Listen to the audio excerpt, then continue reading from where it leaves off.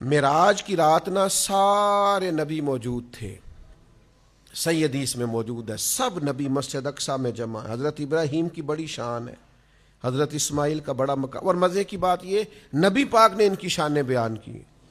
ایک شخص نے حضور سے کہا یا خیر البریہ، تو فرمایا یہ میرا لقب نہیں، یہ حضرت ابراہیم کا لقب ہے۔ ایک شخص نے حضرت موسیٰ کے کسی امتی سے بحث کی تو حضور نے فرمایا اس طرح کی بحث نہ کرو، حضرت موسیٰ بڑی شان والے۔ سب نبیوں کی عظمتیں حضور نے بیان کی، لیکن جب معراج کی شب آئی نا، سب نبی صفوں میں موجود ہیں۔ اذان حضرت جبریل نے پڑھی، اقامت حضرت جبریل نے کہی، تو حضور فرماتے ہیں میں بیٹھا تھا، پھر میرا بازو تھام کے حضرت جبریل نے مجھے مصلی پہ کھڑا کیا، مصلی پہ کھڑا کیا۔ نماز اقصیٰ میں تھا یہی سر، یا معانی ہو اول آخر ہے، دست بستہ وہ پیچھے حاضر، جو سلطنت پہلے کر گئے تھے۔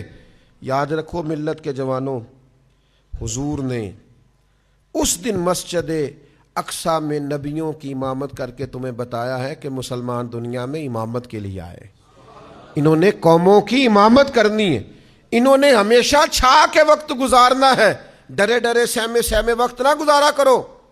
میں غریب ہوں تو شاید جس کے پاس پیسے زیادہ ہے مجھ سے افضل ہو گیا، تیرے پاس پیسے تھوڑے ہیں تو کردار کو بلند کر، کردار کی عظمت پیسوں سے زیادہ مضبوط ہوتی۔ فکری کمزوری نہیں، ہاتھ نہیں پھیلانا، اپنے آپ کو کبھی رسوا نہیں کرنا، زندگی میں کبھی مایوسی کا شکار نہیں ہونا۔ آپ جد و جہد کریں گے تو اللہ مدد فرما دے گا۔ آپ جس فیلڈ میں بھی ہیں اپنا کام دیانتداری سے کریں، اللہ آپ کو امامت کا مقام عطا کر دے گا۔ آپ ذمہ داری سے، احساس سے اپنے کام کریں، اللہ نے اس دین کی فطرت میں بلندی رکھی ہے، یہ بلند ہوگا اور بلند ہوتا رہے گا۔